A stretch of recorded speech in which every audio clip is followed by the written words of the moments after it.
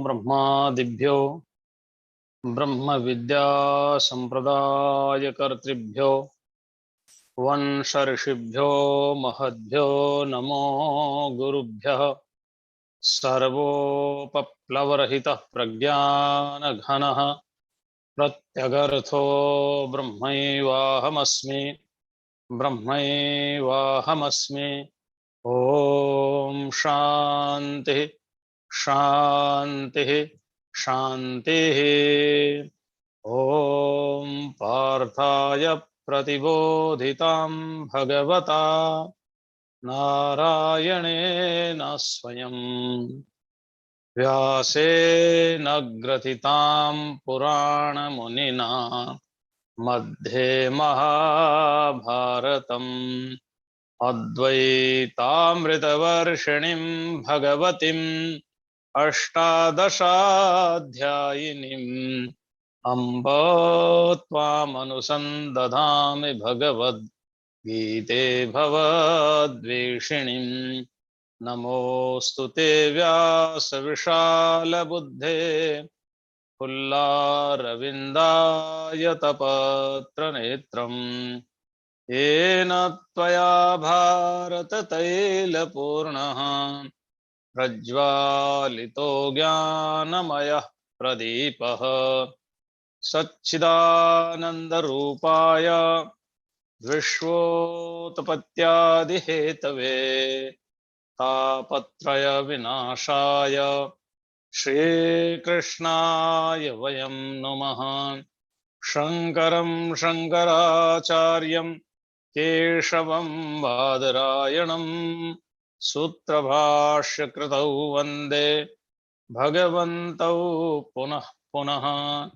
ईश्वरो गुरुरात्मेति मूर्तिभेदविभागिने व्योमवद्व्याप्तदेहाय दक्षिणामूर्तये नमः। ओम शांति शांति शांति। इस सत्संग सभा में जूम के माध्यम से जो उपस्थित हैं ऐसे सभी सम्माननीय भगवत भक्त श्रोतृवृंद को मेरा प्रणाम और भगवान की विशेष महत्व अनुकंपा हम अनुभव करें। भागवत में एक बहुत सुंदर बहुत प्यारी बात लिखी है और वहां ब्रह्मा जी स्तुति करते समय कह रहे हैं तत्तेनुकंपाम सुसमीक्षमाणम। ब्रह्मा जी कह रहे हैं कि मैं आपकी अनुकंपा को ईक्षमाण नहीं है, समीक्षमाण, और समीक्षमाण भी नहीं, सुसमीक्षमाण। यानी सुसमीक्षमाण का अर्थ है कि मैं हर पल हर क्षण आपकी कृपा का अनुभव कर रहा हूं। ईक्षण माने देखना, और अच्छे प्रकार से देख रहा हूं। तो ऐसे भी हमें हर पल हर क्षण ईश्वर की अनुकंपा का अनुभव करना चाहिए, और उसी ईश्वर की अनुकंपा का फल है हम ये सत्संग का लाभ ले रहे हैं। श्रवण कर रहे हैं। आइए कल हमारा जो प्रकरण था उस पर हम विचार करते हैं। कल अर्जुन कह रहे हैं कि कार्पण्य दोषोपहत स्वभाव पृच्छामि त्वाम धर्म सम्मूढ़ चेताः यच्छ्रेयस्यान् निश्चितं ब्रूहि तन्मे शिष्यस्त्यं साधिमां त्वाम प्रपन्नम। यहाँ अर्जुन की शरणागति है। उपनिषदों में उपासना का वर्णन बहुत सुंदर ढंग से किया गया है। औपनिषदिक उपासना जो है वो दो प्रकार की है। एक अहंग्रह उपासना है जिसमें ब्रह्म के निर्गुण निर्विशेष का वर्णन है, और दूसरी सगुण निराकार की उपासना है जिसको प्रतीकात्मक उपासना कहते हैं। जैसे सूर्य में ब्रह्म की भावना, हम कहते हैं कि सूर्य क्या है, ब्रह्म है। सूर्य ब्रह्म में है क्योंकि ब्रह्म बृहत है। और इस उपासना को आगे चल करके अनेक रूप परिवर्तित होते होते मध्ययुग में हमारे भक्ति के आचार्यों ने दो प्रकार के शिष्यों की बात कही। उनमें से एक है शरणागति, एक है प्रपत्ति। शरणागति तो ऐसे है जैसे बंदरी का बच्चा माँ को स्वयं पकड़ता है, वो एक डाल से दूसरे डाल पर जाती है, एक छत से दूसरी छत पर जाती है। अगर बच्चा गिर जाता है तो दोष बच्चे का माना जाता है, वो तो माँ की शरणागति, इसको कहते हैं शरणागति। और प्रपत्ति उसे कहते हैं जैसे बिल्ली का बच्चा, बिल्ली अपने बच्चे को मुख में पकड़ती है और न ज्यादा जोर से पकड़ती है न ज्यादा धीरे पकड़ती है, बड़े ही अच्छे ढंग से पकड़ती है, दांत भी बच्चे को नहीं चुभते हैं, और वह भी एक घर से दूसरे घर अपने बच्चों को ले जाती है। अब बच्चा यदि चोट खाता है, गिरता है, तो माँ का दोष माना जाता है। इसी तरह से प्रपत्ति संपूर्ण, इसको हमारे श्री अरविंद ने, महर्षि श्री अरविंद ने इसको कहा है कि टोटल सरेंडर। तो यहाँ पर अर्जुन टोटल सरेंडर करने जा रहे हैं अपने आप को, कंप्लीट सरेंडर करने जा रहे हैं अपने आप को, इसलिए यहाँ प्रपद्य शब्द का प्रयोग किया गया है। प्रपन्नम त्वाम अहम प्रपन्नम, प्रपन्नम शब्द का यहाँ प्रयोग किया गया है। तो वो कह रहे कि कार्पण्य दोषोपहत स्वभाव, कृपणता रूपी दोष से मेरा स्वभाव अपहत हो गया है। और ये स्वभाव क्यों हुआ? क्योंकि सामने जो है वो बंधु बांधव खड़े हैं। उन बंधु बांधवों को देख करके मेरे मन में शोक और मोह आ गया है, इसलिए स्वभाव में थोड़ा परिवर्तन हो गया। स्वरूप में परिवर्तन नहीं होता। इसलिए पृच्छामि त्वाम धर्म सम्मूढ़ चेता, धर्म के विषय में मेरा चित्त विमूढ़ हो गया है। विमूढ़ का मतलब होता है कि अन्यथा ग्रहण करना। अन्यथा ग्रहण का अर्थ है कि वस्तु कुछ है, उसको समझ कुछ और लिया जाता है। जैसे शरीर अनित्य है लेकिन इसको नित्य समझ लिया जाता है, इसको मोह कहते हैं, इसको विमूढ़ कहते हैं, इसको ही मतलब चित्त की वैचित्यता कहते हैं। ऐसे ही चंद्र तारे सूर्य सब नश्वर है, फिर इनको भी हम नित्य समझ बैठते हैं। हमारा शरीर कोई पवित्र नहीं है, इसमें अनेक प्रकार के रोग है, अनेक प्रकार की गंदगी है, सब कुछ निकलता है, फिर भी इसको हम परम पवित्र मान करके इसके लिए न जाने क्या क्या करते हैं। रबड़ी खाते हैं, मलाई खाते हैं, मिठाई खाते हैं, हलवा खाते हैं, रसगुल्ला खाते हैं, दूध पीते हैं, पता नहीं क्या क्या करते हैं, लेकिन ये रहता नहीं है, चला जाता है।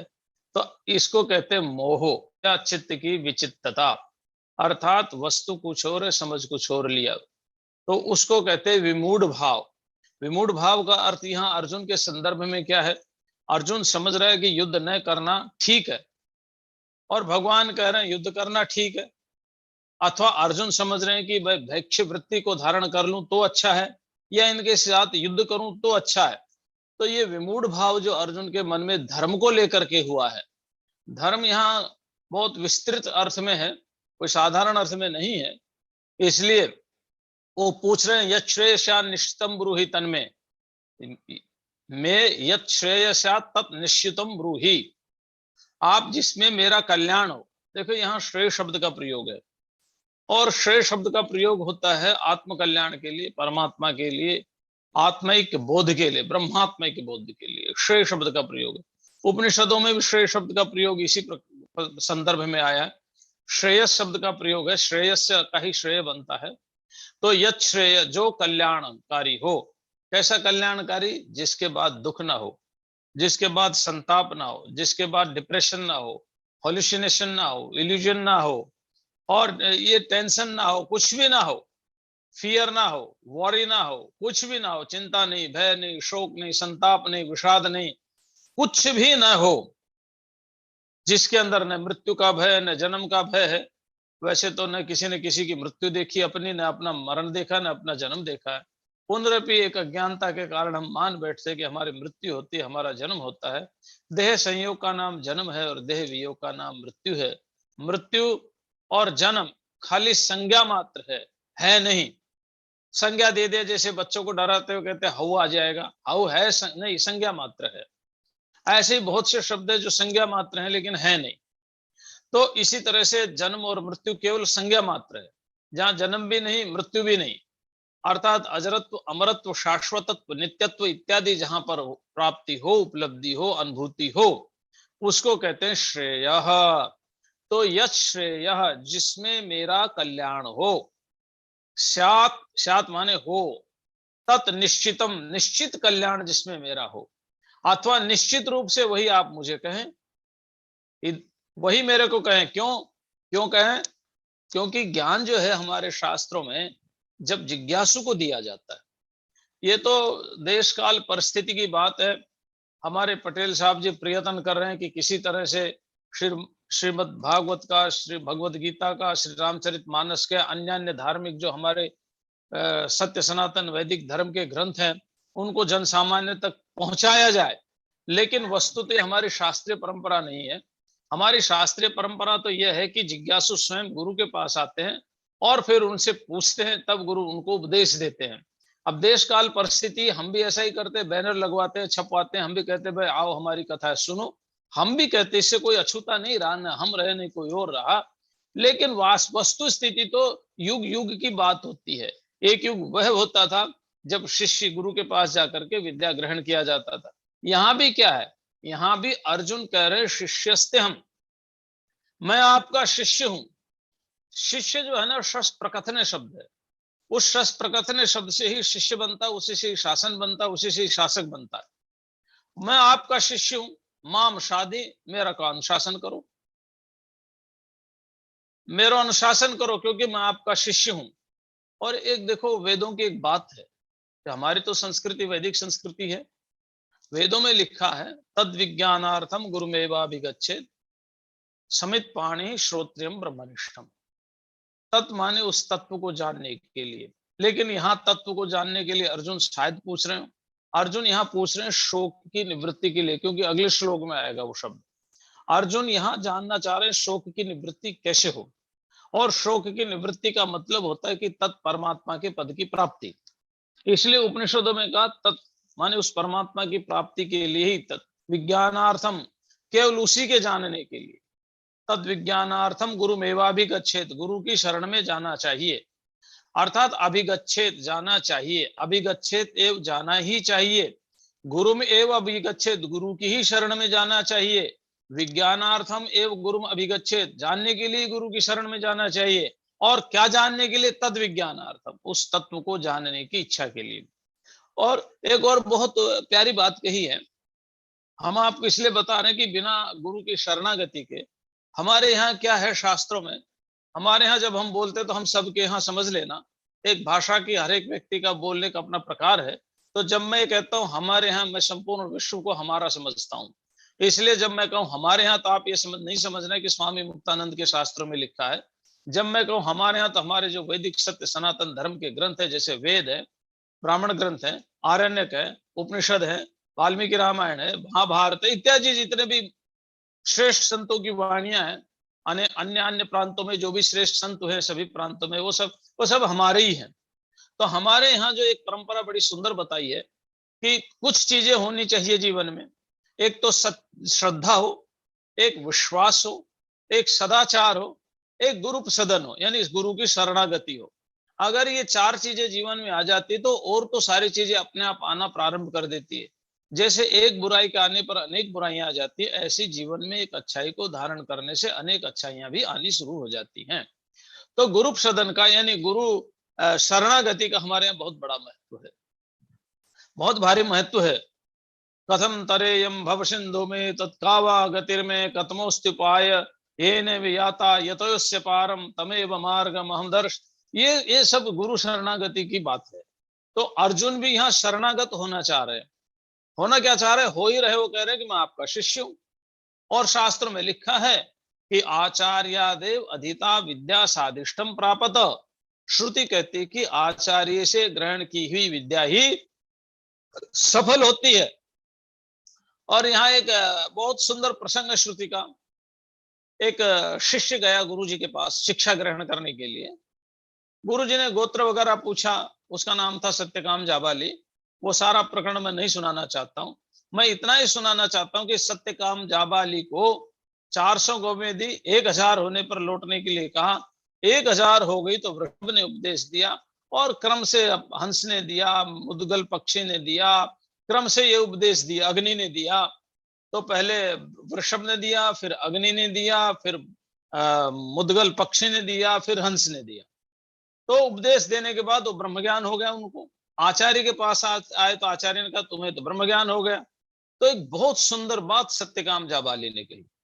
उन्होंने कहा कि जब तक आपके मुख से को नहीं श्रवण कर लेता, तब तक ये विद्या सफल होती नहीं है। इसलिए शिष्यत्व को स्वीकार करना अपने जीवन में बहुत बड़ा सौभाग्य है। ऐसा नहीं है कि अब तो क्या हो गया, कलयुग का दोष, अब तो कोई शिष्य बनना ही नहीं चाहता, सब गुरु बनना चाहते हैं। एक शिष्य बनने के लिए गया महात्मा के पास, बोले महाराज मुझे चेला बना लो। बना लेंगे, क्या करना पड़ता है, सुबह उठना पड़ेगा 4 बजे, फिर गौओं की सेवा करनी पड़ेगी, पुनः स्नान इत्यादि करके मंदिर की सेवा करनी पड़ेगी, संध्या वंदन करना पड़ेगा। सुबह 4 बजे से शाम को 10 बजे तक का पूरा प्रोग्राम सेट करके गुरुजी ने बताया। तो उसने पूछा आप क्यों नहीं करते, बोले हम गुरुजी हैं। तो चेला कहता फिर मेरे को गुरुजी ही बना लो। तो ये युग का प्रभाव है, इसमें किसी का दोष नहीं है। कुछ काल क्रम से, कुछ समय के अनुसार, जैसे कि श्रीमद् भागवत में भक्ति को उत्तर देते हुए नारद जी ने कहा कि अयम तो युग धर्मो ही वर्तते कस्य दूषणम अतः पुंडरीकाक्षम सहते निकटे स्थितः। युग धर्म है ये। बहुत हम इस पर बात नहीं करते, लेकिन फिर भी युग धर्म में भी शिष्यत्व के बिना, अपने जीवन में घटित किए बिना शिष्यत्व, आपको ज्ञान की उपलब्धि, जो परमात्मा के ज्ञान की उपलब्धि, वो होती नहीं। इसलिए कह रहे हैं कि शिष्यस्तेम, मैं आपका शिष्य हूं, माम शाधि, मेरे को उपदेश दो, मेरे को अनुशासित करो। और किस लिए करो कि त्वाम प्रपन्नम, मैं आपकी शरणागत हूं। ये शरणागति भी जीवन का एक महत्वपूर्ण अंग है, बहुत महत्वपूर्ण अंग है। और ये शरणागति के लिए देखिए, जब आप उपनिषदों की चर्चा करेंगे वैदिक काल की, वैदिक काल बोले तो सतयुग से भी पहले समझ लो, एक एक छह ऋषि एक महान ऋषि के पास जाते हैं, पिपलाद के पास, और जाकर के कहते हैं हम कुछ जानने के लिए आए हैं। तो ऋषि कहते हैं कि तुम 1 साल तक यहाँ रहो, यदि मैं जानूंगा तुम्हारे प्रश्नों का उत्तर तो जरूर दूंगा। अब वो 6 ऋषि 1 वर्ष तक आचार्य के निवास करते हैं यहाँ गुरुकुल में, महर्षि पिपलाद के यहाँ। तो वो शिष्यत्व ग्रहण करना ही है, तो हमारी परंपरा है ये। और इसलिए हम आपको गुरु मानते हैं, आपका शिष्यत्व ग्रहण करते हैं। आप हमें उपदेश दीजिए, क्या उपदेश दें, क्या अनुशासित करें, आप अपनी इच्छा से, मेरी कोई संकल्प नहीं है। अब मैं समर्पित हो गया, मेरा संकल्प पूर्ण हो गया। अब आपका संकल्प काम करेगा, और कौन सा संकल्प काम करेगा, जिसमें मेरा कल्याण है, जिसमें मेरा हित है। माँ बच्चे को कड़वी दवाई पिलाती है तो इसलिए नहीं पिलाती कि इसको दुखी देना है, उसको ठीक करना है, रोग को ठीक करना है। माँ बच्चे को स्कूल नहीं जाता तो चापट भी मार देती, थप्पड़ भी मार देती, जिसको आपके उसमें छत्तीसगढ़ी भाषा में कहते चमका देती है। तो ये जो चमकाना है माँ का, इसका अर्थ इतना ही है कि वो माँ अपने बच्चे का कल्याण करती है। तो परमात्मा भी मानो माँ ही है। त्वमेव माता च पिता त्वमेव अदितिर्देवरदितरंतरिक्षम। अब वहां पर माता पिता सब परमात्मा को ही कहा गया है। तो इसलिए जिसमें मेरा कल्याण है आप मुझे बताइए। और अर्जुन ने क्या कहा, देखिए यहां पर पता चलता है कि अर्जुन को युद्ध से भय नहीं था, अर्जुन को तो शोक निवृत्त करना था। और क्या कह रहे हैं, नहीं प्रपश्यामि ममापनुद्यात् यच्छोकमुच्छोषणम् इंद्रियाणाम अवाप्य भूमावसपत्मरिद्धम राज्यम सुराणामपि चाधिपत्यम नहीं प्रपश्यामि ममापनुद्यात् यच्छोकमुच्छोषणम् इंद्रियाणाम। देखिए बहुत सुंदर बात कही है। यत जो शोकम, शोक उत शोषणम इंद्रियाणाम, जो शोक है उनको शोषण करने का, उनको दूर करने का कोई भी कारण, जो ममापनुद्यात, मेरे इंद्रियों का शोषण कर दे, दूर कर दे, अपनुद्यात माने दूर कर दे, ऐसा मैं नहीं देख रहा। और आपसे बढ़कर के, आपसे श्रेष्ठ कोई है भी नहीं। इसलिए भगवत गीता के 6 अध्याय में अर्जुन स्वयं कहते हैं, एतन्मे संशयम कृष्ण छेतुम अर्हस्य शेषतः। हे श्री कृष्ण, आप ही मेरे संशय को समग्र रूप से समाप्त कर सकते हैं। जितने भी संशय हैं उनको आप ही समाप्त कर सकते हैं। यहां पर यह कहा है कि जो इंद्रियों का शोक है, शोक और मोह मन का और इंद्रियों का ही सब्जेक्ट है, उनका ही विषय है। इंद्रियों के कारण ही शोक और मोह हुआ करता है। नहीं प्रपश्यामि मम अपनुद्यात, मम अपनुद्यात, मेरा जो ये इंद्रियों का शोक जो शोषण कर रहा है, शोक शोषण करता है इंद्रियों को, इंद्रियों को सुखा के रख देता है। जैसे गन्ने का रस पीते से में गन्ने को निचोड़ करके फेंक दिया जाता है, ठीक ऐसे जैसे नींबू को निचोड़ देते हैं, ठीक ऐसे ये शोक संपूर्ण इंद्रियों के रस को निचोड़ देता है।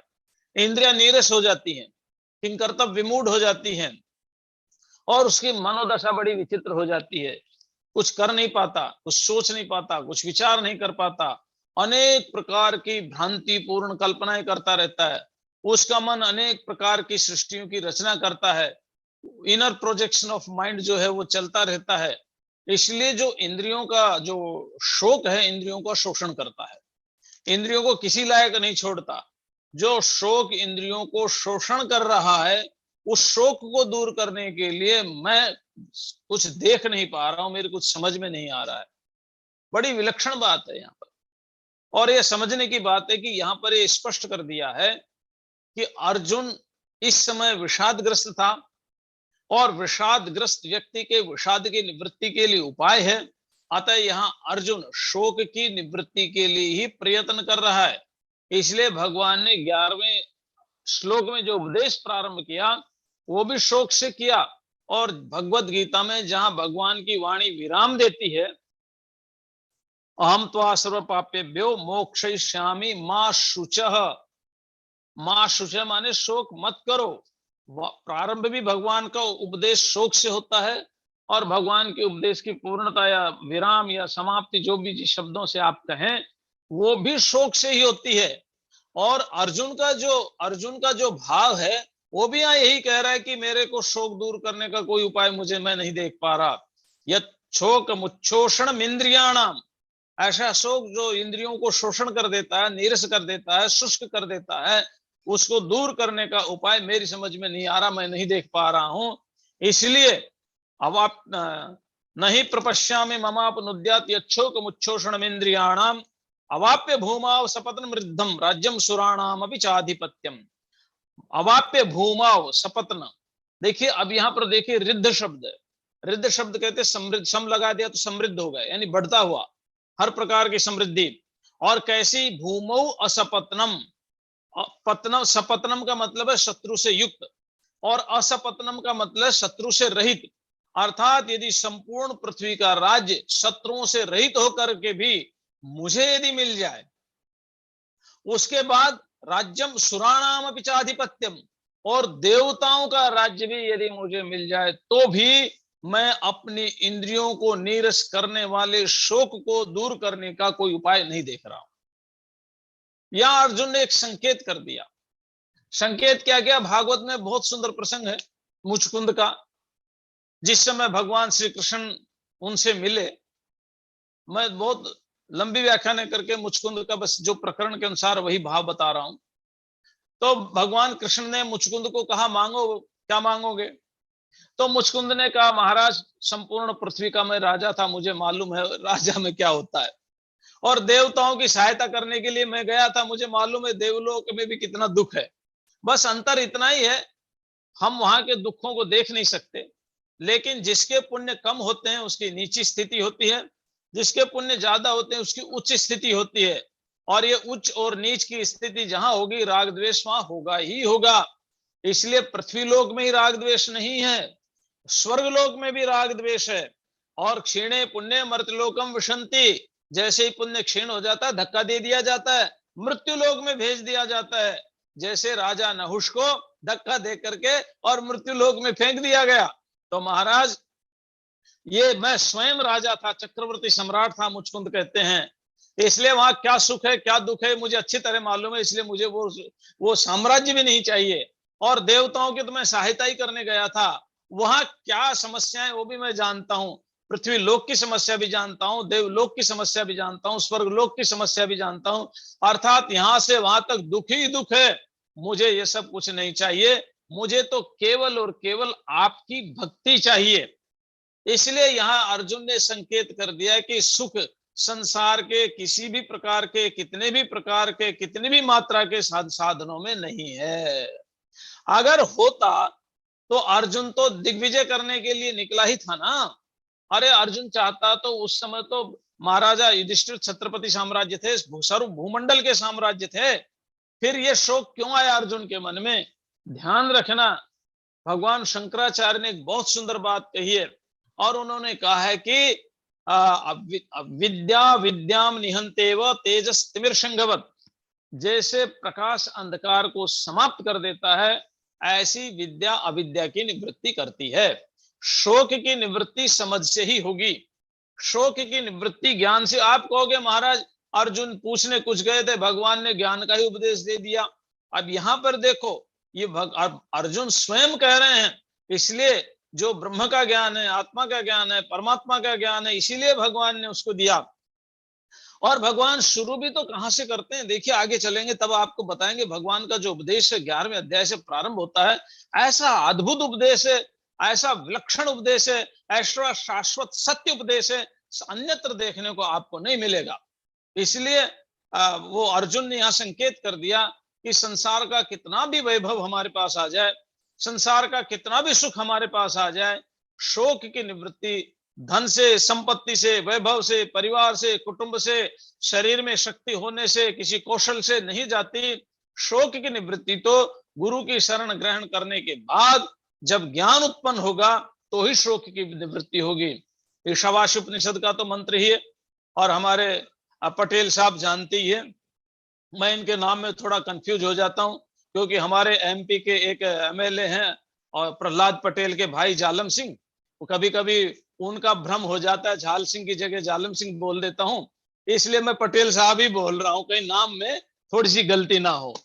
तो हमारे पटेल साहब तो जानते ही हैं, जिस प्रकरण की मैं बात कर रहा था कि शोक की निवृत्ति के लिए, वो प्रकरण दिमाग से निकल गया, कोई श्लोक आ रहा था याद, बढ़िया सा प्यारा सा, निकल गया तो निकल जाने दो, अपने को क्या, इंसाइक्लोपीडिया में और बहुत से श्लोक हैं। तो चलिए, तो ये राज्य, सुख, वैभव, परिवार, इससे हाँ शोक की निवृत्ति नहीं होती। शोक की निवृत्ति होती तत्वबोध से, ज्ञान से।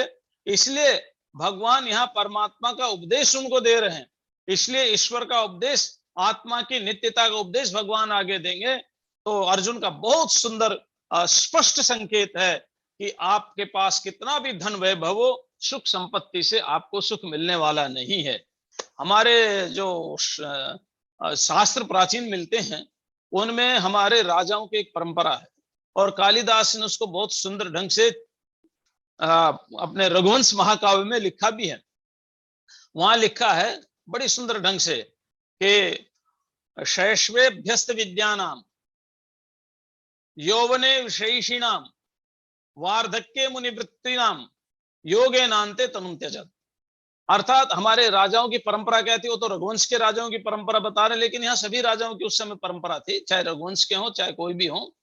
क्या था कि प्रारंभ में विद्यार्थी काल में ब्रह्मचर्य अवस्था में विद्या ग्रहण करते थे, युवावस्था में राज्य करते थे, और युवावस्था के बाद जैसे पुत्रस्य पुत्रम स्यात् अपत्यस्य अपत्यम स्यात् तदा वन्यम समाश्रयेत तदारण्यम समाश्रयेत, ऐसा नीति वाक्य। अगर पुत्र के पुत्र हो जाए तो वन का आश्रय ले लेना चाहिए, तो वो फिर वानप्रस्थ की दीक्षा लेते थे, और अंत में योग के द्वारा अपने देह का त्याग करते थे। सभी राजाओं के हमारे यहाँ इतिहास मिलता है, सभी के यहाँ। अगर सुख होता तो राजा मुनिवृत्ति धारण नहीं करते, योग साधना नहीं करते, इसका मतलब जो सुख है, जो आनंद है, जो शाश्वत आनंद है, वो परमात्मा के साथ आत्मिक अनुभूति में ही है, ब्रह्मात्मिक अनुभूति में ही।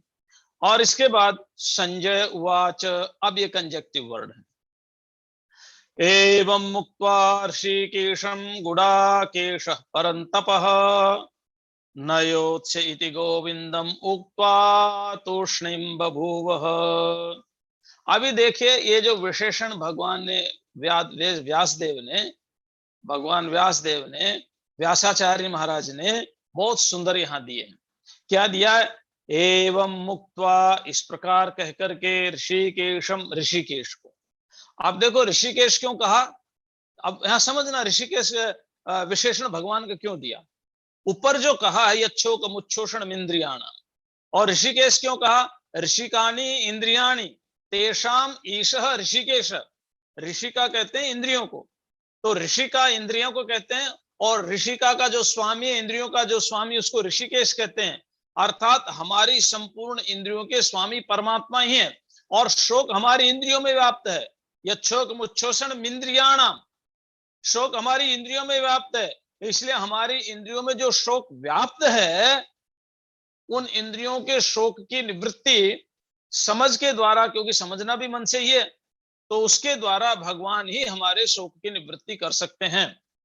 और भगवान भाष्यकार, जब हम भगवान भाष्यकार कहते हैं, जगत गुरु शंकराचार्य जी का अर्थ लेना, क्योंकि हमारी ऐसी धारणा है कि हमारे आचार्य, हम उनका नाम जल्दी से लेते नहीं।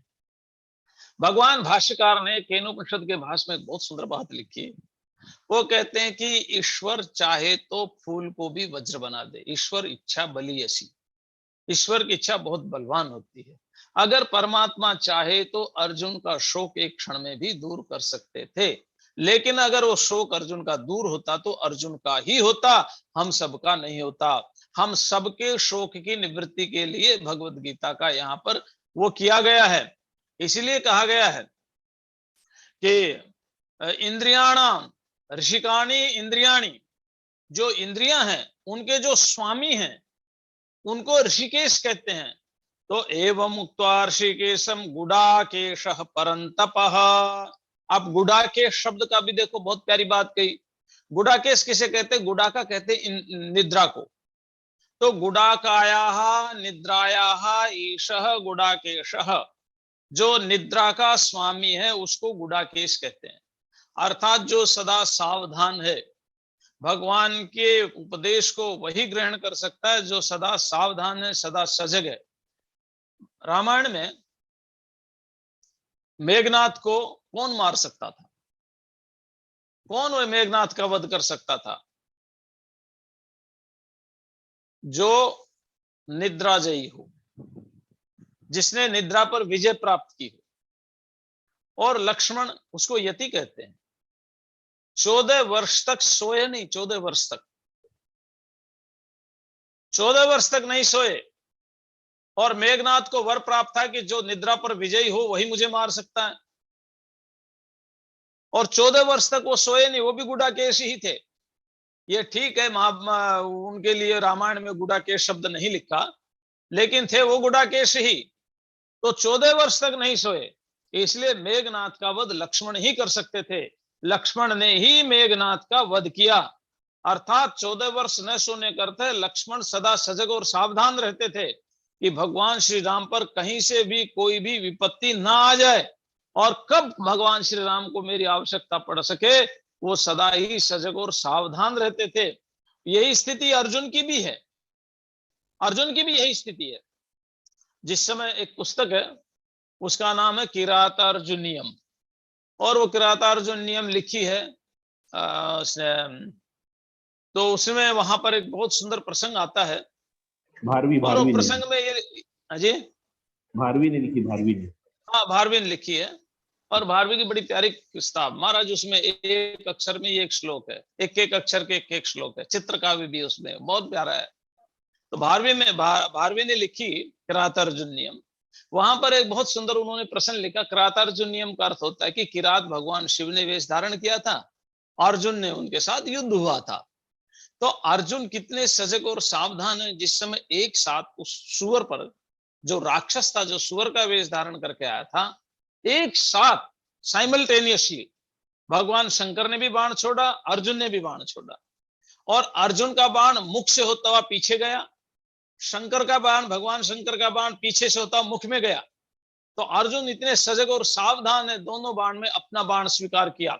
और जब उनके अनुचर मांगने के लिए गए, ये तो हमारे स्वामी का बाण है, तो अर्जुन बहुत सजग है, बहुत सावधान है, इसलिए वो गुडाकेश है।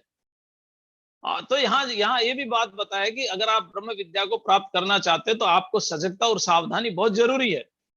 तो एवं मुक्त्वा ऋषिकेशम गुडाकेश परंतप न योत्सेति गोविंदम, एक और विशेषण दे दिया गोविंद का। क्या कहा? गोविंदम। गो के संस्कृत में अनेक शब्द है, हमारा जो निरुक्त है वो प्रारंभ ही यहीं से होता है। तो उसमें गौ, ग्लौ, जमा, क्षौणी, ये यहां से शुरू होता है जो निरुक्त है। उसके बाद टीका है निरुक्त के। तो गो के अनेक अर्थ हैं। गौ माने पृथ्वी, गौ माने जो गौ होती है काउज, और गौ माने ज्ञान। तो गोविंद गाम ज्ञानम विंदती गोविंद, गाम पृथ्वी विंदती गोविंद, गाम गवाम, गाम माने धेनुम, ऐसा समझ लो, गाम धेनुम विंदती गोविंद। तो यहाँ गोविंद का अर्थ है आप साक्षात ज्ञान स्वरूप है, क्योंकि शोक की निवृत्ति अर्जुन चाह रहा है। और शोक की निवृत्ति हम कहेंगे गाम पृथ्वी विंदती गोविंद, तो वहां प्रकरण के अनुसार अर्थ बैठता नहीं। अथवा गाम धेनुम विंदती गोविंद भी हम अर्थ करेंगे तो वहां भी प्रकरण के अनुसार नहीं बैठता। इसलिए गाम माने ज्ञानम विंदती गोविंद, तो यहाँ अर्थ है कि आप तो संपूर्ण ज्ञान स्वरूप हैं, आप तो सर्वज्ञ हैं, और आप सर्वज्ञ हैं, इसलिए मैं आपको ये सारी की सारी बात बता रहा हूं कि एवं उक्त्वा गोविंदम नयोत्सिति गोविंदम उक्त्वा तूष्णीम बभूवः।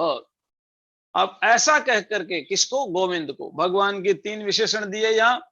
ऋषिकेश, क्योंकि हमारे संपूर्ण शोक हमारे संपूर्ण इंद्रियों को सुखा देते हैं, उनमें यदि कोई रस भर सकते हैं तो परमात्मा ही रस भर सकते हैं, क्योंकि वे ही रस स्वरूप हैं, वही रस भर सकते हैं। दूसरा विशेषण दिया उन्होंने गुडाकेश, अर्जुन के लिए। और ये जो परंतप शब्द है, ये धृतराष्ट्र के लिए भी प्रयोग हो सकता है और अर्जुन के लिए भी हो सकता है। प्रथमा व्यक्ति है तो परंतप गुडाकेश ऋषिकेशम एवं उक्त्वा, जो परंतप शत्रुओं को तपाने वाले ऐसा जो गुडाकेश अर्जुन है, उन्होंने ऋषिकेश को कहा। और धृतराष्ट्र के लिए भी हो सकता है। संजय उवाच है, यहाँ संजय कह रहे हैं, किसको कह रहे हैं? धृतराष्ट्र को कह रहे हैं। और धृतराष्ट्र को संबोधित करके कह रहे हैं कि परंतप, हे परंतप, अर्थात हे धृतराष्ट्र, गुडाकेश ने ऋषिकेश को इस प्रकार से कह करके, क्या कह करके? न योत्स्य, मैं युद्ध नहीं करूंगा। उक्त्वा तूष्णीम बभूव। अब यहाँ एक बहुत प्यारी विशेषणता दी, ये भगवद गीता चिंतन करते चलो आनंद आता जाएगा। तूष्णीम बभूव। तूष्णीम बभूव क्या है? एक व्यक्ति गुरुजी के पास जाके कहता है, गुरुजी मैंने अपना सारा जीवन आपको समर्पित कर दिया। गुरुजी ने ध्यान ही नहीं दिया, कोई ध्यान नहीं दिया। 10 मिनट, 15 मिनट, 20 मिनट बाद वो गुस्सा हो गया। अरे आप सबसे बात कर रहे हैं, हमने तो आपको अपना सारा जीवन दे दिया, आप हमसे बात ही नहीं कर रहे हैं। गुरुजी बोले, जब तूने मेरे को जीवन ही दे दिया तो मेरी मर्जी में क्या करूं क्या नहीं करूं। इसका मतलब तूने जीवन नहीं दिया, तू ढोंग और पाखंड करने के लिए आया है। अर्जुन ने समर्पित किया, इसलिए अर्जुन अब तूष्णीम है, मौन है, मौन है, तूष्णीम है कि अब जो कहेंगे अर्जुन भगवान ही कहेंगे, वो तो मौन है। उपदेश देते समय कहीं जिज्ञासा होगी तो पूछेंगे, क्योंकि हमारे यहाँ तो समाधान है ही।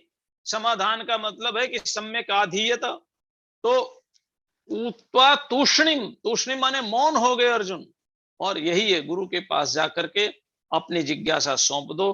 कथम तरेयम भम सिद्धुमेतत् कावा गतिर में कतमोस्त्युपायः। मैं भवसागर से कैसे पार करूंगा? अर्जुन ने भी कह दिया, ये शोक सागर से पार करने का कोई उपाय नहीं देख रहा हूं, आप जरा कोई उपाय बताइए। और ऐसा कह करके मौन हो गए। उसके बाद की बात अब हम कल करेंगे, क्योंकि 1 मिनट शेष है। हमारे पटेल जी भी कुछ कहेंगे, इसलिए मैं अपनी वाणी को विराम देता हूं। ओ शांति शांति शांति, सर्वेभ्यः नमो नमः।